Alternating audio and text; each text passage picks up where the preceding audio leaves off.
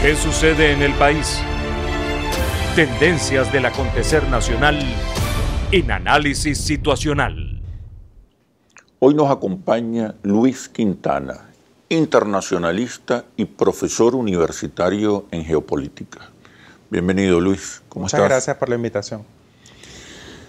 Quisiera referirme y quisiera tu análisis sobre la reciente gira del secretario de Estado norteamericano por importantes países de América Latina. Durante esta gira, el discurso del secretario de Estado ha sido particularmente amenazante. Exhortó a un golpe de Estado, advierte con nuevas sanciones, amenaza incluso con un embargo petrolero. Es decir, pareciera que la línea política hacia América Latina, hacia Venezuela en particular, se endurece. ¿Qué escenarios hay? Mira, hay que contextualizar la visita de Tillerson a América Latina en la intención que tiene el gobierno de Donald Trump de recuperar espacios perdidos. En los últimos 20 años, Estados Unidos retrocedió en América Latina.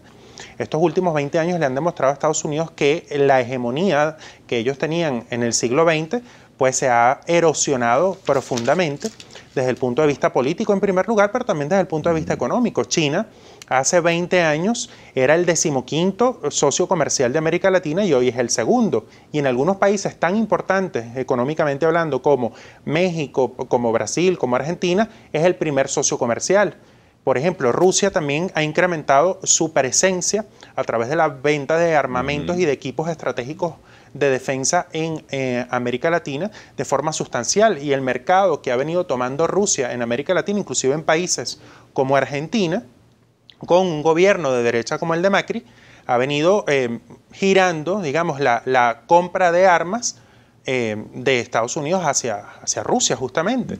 Entonces, y la derecha también ha recuperado espacios, por supuesto, en claro. América Latina. Hay como un proceso de restauración conservadora en el continente. Sí, y bueno, Estados Unidos está reconociendo en esa restauración conservadora una oportunidad para recuperar los espacios perdidos. Y en esa recuperación Venezuela es un obstáculo. Los espacios económicos. Venezuela es el principal obstáculo que tiene Estados Unidos para restituir su hegemonía absoluta en el continente. Pero no cabe duda que es la oportunidad que ha visto el gobierno de Donald Trump de interferir en un año que, bueno, es crucial para determinar las balanzas de poder en nuestro continente. Sí. ¿Por qué? Bueno, porque hay varias elecciones presidenciales que son muy importantes. Brasil, México, Colombia, etcétera, ¿no? Y está también la elección en Venezuela. Entonces, Venezuela en este momento es una piedra de tranca para el avance de esa restitución de la influencia de Estados Unidos en nuestro continente.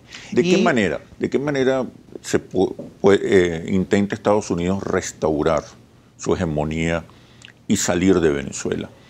Porque el tono tan agresivo, amenazante del discurso pareciera no apuntar a una recuperación democrática de la influencia en Venezuela en particular, es decir, a través del diálogo, la convivencia, la cohabitación. Pareciera que el escenario más probable es el de aplastamiento, amputación.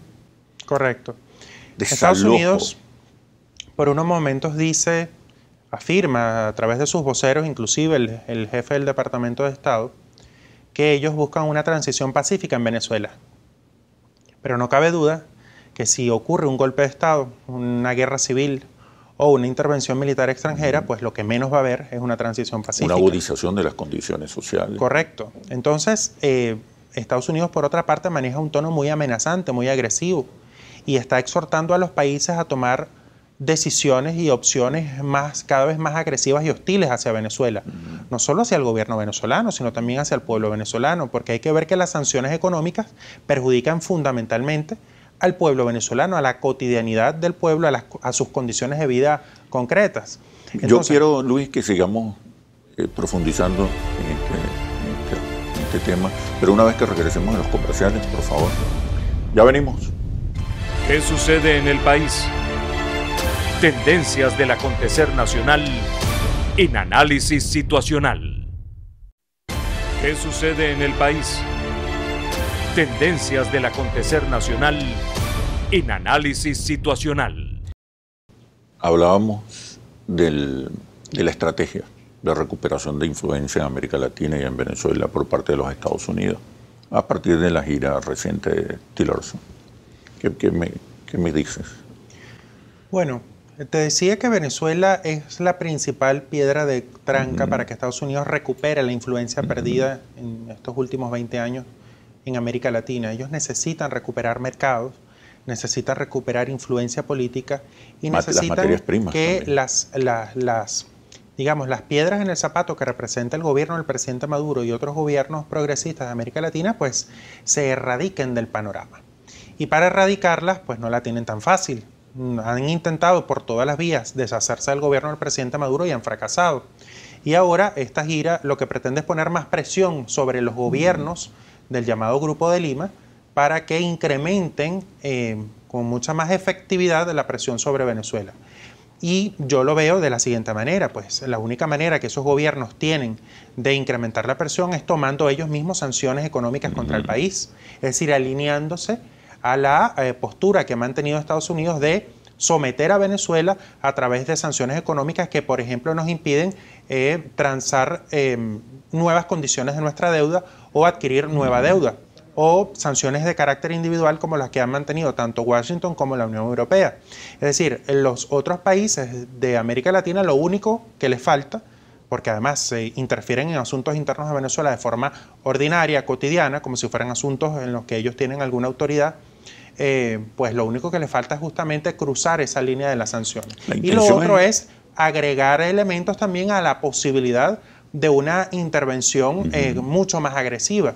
Una intervención más agresiva puede ser por la vía económica de la que estoy hablando, pero también puede ser por vías políticas o armadas, que no son las vías convencionales de los marines entrando por el litoral central del país, sino por las vías de los ejércitos irregulares. Paramilitarismo. Claro, el año pasado vimos cómo Venezuela, por esta embestida violenta de la oposición, pues nos empujan prácticamente hacia una guerra civil, y esa guerra civil estaba alimentada por un ejército irregular que estaba en las calles confrontándose a las fuerzas del orden público. Bueno, esas mismas expresiones pueden ser reactivadas, pueden ser reajustadas, reacomodadas para generar un descalabro en las calles de Venezuela nuevamente. Esa es una posibilidad que está latente, sobre todo cuando la oposición no se termina de desmarcar de la opción violenta, de la opción insurreccional, y esa es una opción que ellos a la que siempre han acudido cuando por las vías políticas ellos no consiguen, una vía exitosa para desplazar al chavismo del poder. Pareciera que esta estrategia descarta totalmente la posibilidad del diálogo y de una transición o una alternancia democrática. Parece que eso está descartado, que de lo que se trata es de aplastar, estrangular. Bueno, esa es la intención del gobierno de Estados Unidos. ¿Qué nos espera? La intención del gobierno de Estados Unidos no es que el conflicto de Venezuela se dirima política y pacíficamente. Electoralmente. La intención del gobierno de Estados Unidos es erradicar el chavismo del panorama político no solo venezolano, sino regional y mundial. Es decir, eliminar cualquier referencia de cambio real, de transformaciones profundas que pueden haber en esta región, que afectan evidentemente sus intereses estratégicos a corto, mediano y largo plazo. Entonces a ellos en el fondo no les interesa la opción electoral, y la oposición tiene que verlo. La oposición está entrampada por los condicionantes que le imponen desde Washington. Claro. Y ese ha sido la clave de su fracaso. Buena parte de su fracaso se explica por el hecho de que ellos no son autónomos, de que no obedecen a intereses nacionales, sino que están obedeciendo a los intereses y los vaivenes que les plantean sus jefes desde Washington. Pero además es un liderazgo muy débil, muy incapaz. Es posible la ocupación, es posible una transición sin un liderazgo local alternativo, sólido, fuerte, con cierta capacidad de convocatoria y movilización. Es posible una transición en los términos que lo está planteando como hipótesis, como lo está planteando los Estados Unidos. Mira, la posibilidad de la que ellos hablan de una transición no es coherente para la realidad venezolana. Sencillamente aquí está la posibilidad cierta, real, próxima, de que la oposición concurra a las elecciones presidenciales que está convocando la Asamblea Nacional Constituyente.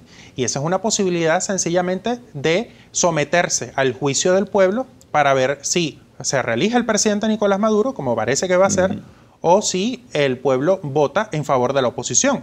Es decir, ellos tienen la posibilidad a la mano de concurrir a una elección que va a ser muy pronto, que no es que está indefinida en el tiempo, sino que tiene además una fecha límite antes de que comience mayo, y evidentemente ellos tienen la posibilidad real de concurrir, de competir, de ganar o perder, pero eso no porque encaja, ese es el juego democrático. No encaja en la estrategia.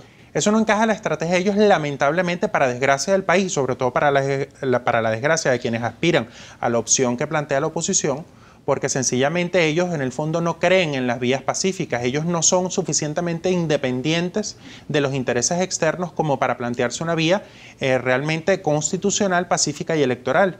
Ellos aspiran a soluciones rápidas y bruscas que no tienen nada que ver con la elección. Es decir, y eso no lo digo porque yo tengo una bola de cristal, lo puedo proyectar en función de la historia reciente. Claro. Es decir, que ellos siempre han tenido la opción de disputarle al poder, al chavismo, mediante unas elecciones, pero han preferido la opción insurreccional. No reconocieron el triunfo del presidente Maduro en abril del año 2013, se fueron a las calles. No reconocieron el triunfo aplastante en las municipales en diciembre de ese año y fueron a las calles al inicio del año 2014 con la primera guarimba del periodo del presidente Maduro. Luego en el año 2017 volvieron a las calles produciendo cientos de muertes y miles de heridos porque sencillamente no aceptaban los tiempos que establece la Constitución. Es decir, ellos siempre han tenido la opción de ir por la vía constitucional, por la vía pacífica, por las vías políticas, pero se han inclinado en favor de la balanza, han inclinado la balanza a favor de la violencia, a favor de las vías bruscas y rápidas, que lo que conllevan es a la profundización de la situación de conflictividad tremenda que tenemos en Venezuela. En el caso de Venezuela sería una intervención muy cruenta, porque aquí hay movimientos sociales organizados, hay una presencia del chavismo en la calle indiscutible. Están además las Fuerzas Armadas, ¿no?, que mantienen una posición por lo menos antiimperialista. Estarán evaluando el costo social de una eventual intervención. Mira, si hay factores de la oposición que piensan en el interés nacional, que piensan en el desarrollo del país, que piensan que la vía para desarrollar a Venezuela tiene que ser pacífica y no puede haber en el medio conflictos armados, esa oposición debería plantear que la única vía posible es la vía dialogada, que no se puede desaparecer al chavismo como si no fuera algo muy significativo en la historia de Venezuela. Y el chavismo entendido como fenómeno cultural. Sí, reconocer al chavismo, pero también que reconozca evidentemente que la oposición es una fuerza también. Si no hay factores de la oposición que valoren la dimensión histórica del chavismo, pues es muy difícil que se llegue a la conclusión de que la vía debe ser una vía constitucional, una vía dialogada.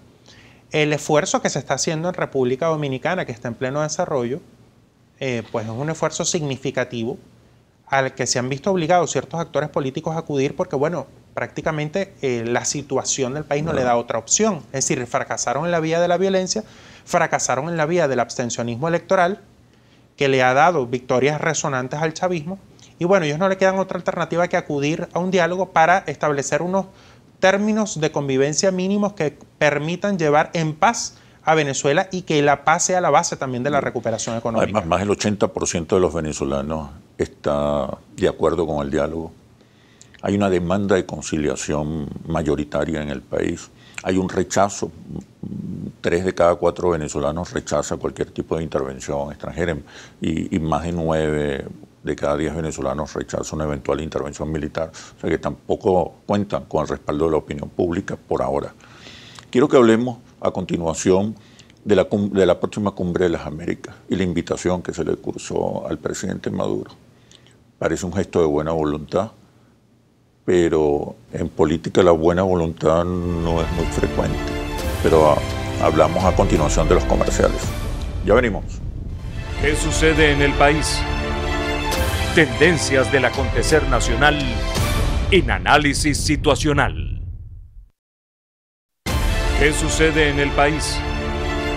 Tendencias del acontecer nacional en Análisis Situacional. Luis Quintana, internacionalista, profesor universitario en geopolítica, te comentaba y te preguntaba acerca de la próxima Cumbre de las Américas. se cursó una invitación, se le envió una invitación muy cordial al presidente Maduro, en unas circunstancias muy difíciles. Pues. ¿Qué podemos esperar si Venezuela acude a esa cumbre? Que pareciera que se estuviera tramando algo, no sé. Te decía que la buena voluntad también existe, pero en política tiene mucho más peso los intereses. Claro. La Cumbre de las Américas debe ser un escenario para que América Latina plantee sus cuestiones relevantes a Estados Unidos y Canadá. Recordemos que están los 34 países miembros de la OEA. La última cumbre que hubo en Panamá tuvo la presencia de Cuba por decisión mayoritaria de los países. Bueno, no sé si en esta oportunidad Cuba vaya a asistir, pero en términos generales es un escenario que debe servir para que América Latina le plantee sus contradicciones a Estados Unidos y Estados Unidos pueda también responder a América Latina en un escenario compartido. Pero bueno, sabemos que esto no va a ser así. Sabemos que el llamado Grupo de Lima está liderando todo un movimiento contra Venezuela, está liderando un movimiento también que se conecta con el plan de desprestigiar los liderazgos y las experiencias de cambio en América Latina, y ese va a ser un escenario para proyectar propaganda contra esta tendencia. Y va a ser un escenario que ellos van a querer convertir de juicio hacia el gobierno venezolano. No es un escenario de mucho riesgo para el gobierno de Venezuela. Sin embargo, es un escenario que se debe ocupar. No estoy seguro que sí el presidente Maduro deba asistir, porque también hay que mandar un mensaje político, ¿no? De que no estamos dispuestos a ser enjuiciados por nadie, porque para eso está el pueblo de Venezuela, para que tome decisiones sobre nuestros propios asuntos. Entonces, bueno, eso por una parte, es un escenario de contradicciones, un escenario de confrontación política que no hay que eludir, es un escenario de debate donde nosotros debemos defender nuestra verdad como país y ellos dirán las cosas que sabemos que siempre van a decir. Hay que participar, pero sin correr los riesgos que pareciera amenazar esta visita. Claro, si va el presidente Nicolás Maduro, ellos lo tienen mucho más fácil para tender una trampa. Pero bueno, en cualquier caso, pareciera que el presidente Maduro aceptó la invitación y bueno, se verá si finalmente coincide o no también con la posibilidad de que haya un evento electoral presidencial en esa fecha. Si hay un evento presidencial, evidentemente no acudiría. Ya para culminar, percibo que nuestra Cancillería, el Estado venezolano, no ha sido lo suficientemente eficaz para enfrentar la campaña de descrédito, la campaña de desestabilización internacional, para mostrar evidencias, argumentos sólidos acerca de la oposición de Venezuela. Creo que han faltado herramientas, contenidos, recursos. ¿Qué crees tú? Mira, creo que estamos para evaluar el desempeño internacional del gobierno venezolano. Hay que ver las condiciones de desigualdad en las que participa en el escenario internacional. Hay una alineación sin precedentes de gobiernos y de medios de comunicación contra Venezuela. Eso evidentemente obliga a Venezuela a desplegarse internacionalmente de forma intensiva y permanente, de confrontar a quienes agreden a Venezuela. Estamos obligados a confrontarlos, estamos obligados a impugnarlos internacionalmente en sus propios escenarios y en otros escenarios, y al mismo tiempo estamos obligados a diversificar nuestras relaciones aún más. Es decir, ya no es suficiente con mantener relaciones con el Caribe, que tiene mucho respeto hacia la situación de Venezuela, tiene mucho respeto y reconocimiento sobre el papel que ha jugado Venezuela en su desarrollo, pero no es suficiente. Debemos profundizar alianzas estratégicas que están bastante consolidadas, como la de Rusia y como China. Hay que diversificar e intensificar relaciones con el Medio Oriente, con potencias como Irán, como Suráfrica, miembro del BRICS, con el sureste asiático y al mismo tiempo con la propia África. Es decir, nosotros tenemos que mirar más al sur para poder eludir el bloqueo que tenemos en la región latinoamericana y caribeña y en Europa. Es decir, nosotros estamos obligados a, por una parte, contestar duramente los señalamientos que nos hacen los adversarios de la patria, pero por otro lado también estamos obligados a diversificar nuestras relaciones por razones políticas, pero también por razones económicas. Nos quedan 30 segundos. ¿Con qué contamos? ¿Con qué aliados realmente contamos? ¿Qué papel puede jugar China y Rusia en esta disputa geopolítica que hay sobre América Latina? 30 segundos. China y Rusia han demostrado un gran respeto por Venezuela. han demostrado confianza en el gobierno venezolano y la han ratificado en todas las circunstancias. China, fundamentalmente, es un país que ha confiado tanto en Venezuela que Venezuela es uno de los principales receptores de líneas de crédito por parte de bancos de desarrollo de China. Y además se han referido con mucho respeto y han defendido la integridad de Venezuela y la soberanía de Venezuela y la autoridad legítima del presidente Nicolás Maduro.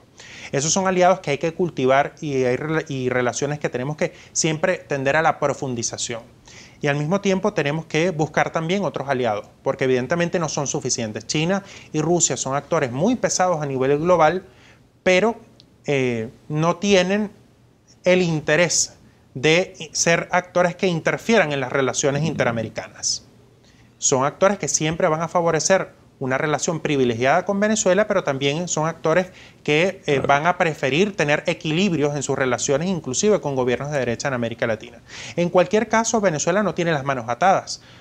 Cuando dicen que la comunidad internacional está en contra del gobierno de Nicolás Maduro, es falso. La gran mayoría de los países respetan y reconocen al gobierno del presidente Nicolás Maduro, y Venezuela no está para nada aislada.